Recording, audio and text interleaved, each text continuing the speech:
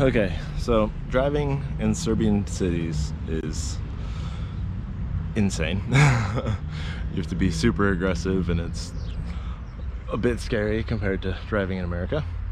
But right now we're at the Skull Tower, which should be pretty rad of a sight to see. Apparently the Serbians here led a rebellion against the Ottoman occupiers, and as punishment they put their skulls into a wall. So that's where we're at now. Then afterwards there's one more spot that I might stop. I have to get the car back at a certain point today, and then meeting up with an awesome YouTuber who lives in a town about an hour drive from here. He's gonna pick me up so I can continue the whole healing process, so I can finish this ride out strong. And his name is Echo Entertainment, and he actually has a really cool story. He worked in like a mine and then in a factory, and really wasn't making like a whole lot of money. It's just sort of like subsistence money.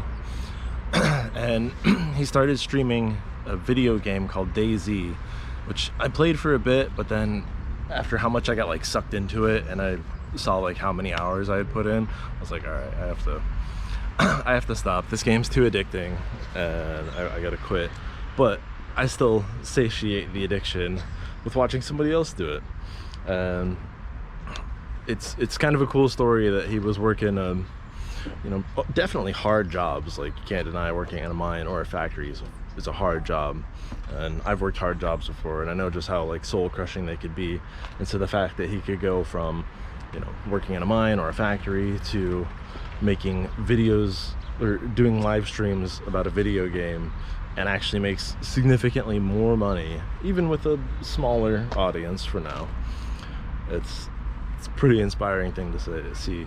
And it's been super welcoming, and yeah, he's gonna pick me up, take me to his town, and we're gonna see how the Serbians do it. So in the meantime, let's check out some of these cool murals. The lady told me that I couldn't buy a ticket till 9 o'clock, and that was at 9:05. So we'll check out these murals and then get in there, and then after we're in there, we'll go see something else and get the car back. So yeah, must have been the guy who led the rebellion.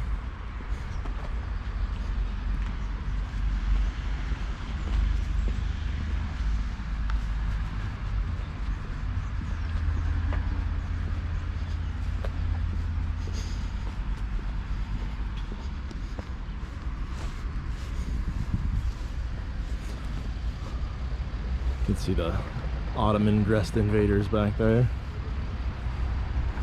Looks like he's shooting at a barrels full of gunpowder. So I'll learn more about the story of this and then dub it in later.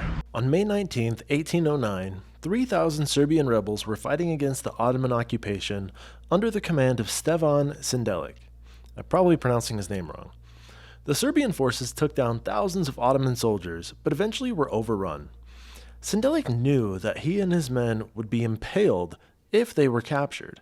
Not wanting to subject his countrymen to such a fate, he fired a pistol at a large gunpowder magazine. The massive blast that ensued killed Sindelic and everyone else in the vicinity.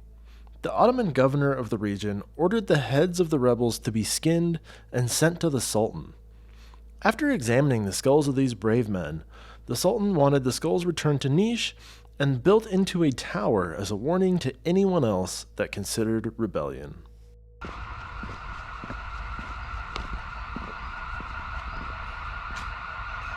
Skulls on the wall are a nice touch. Following its construction, many skulls fell out of the tower walls. Some were taken away for burial by relatives thinking they could identify the skulls of their family members, and some were taken by souvenir hunters. The last Ottoman governor of Nis ordered the skull tower be dismantled in 1861.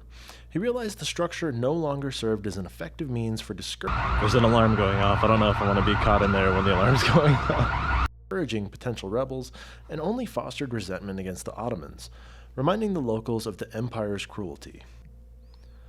After the Ottomans withdrew from Nis in 1878, the Royal Serbian Army scoured the town and its surrounding in search of the missing skulls and created the chapel that we see today.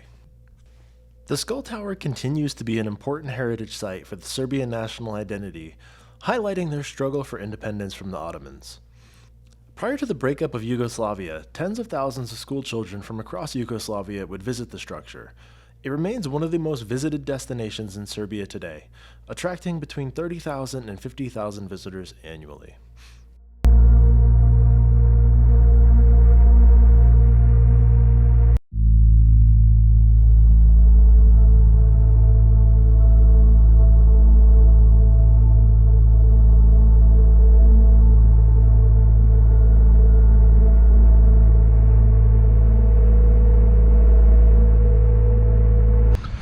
Well, it was short and sweet, but that definitely, I wouldn't say it was as impressive as something like the Sedlec ossuary, but you also have to factor in that the Sedlec ossuary was constructed that way to be sort of visually appealing as thousands of skeletons could be. But the skull tower, that was constructed more of as a warning against any sort of future rebellion. So you can kind of tell that, one, it probably was a lot taller, and there is a lot of skulls that have been removed from it over the years. I think this happened in like 1095 AD, so it's been quite a while. So yeah, that was a short, sweet, and pretty cool thing to see, which is good because I believe I am illegally parked. So let's get out of here.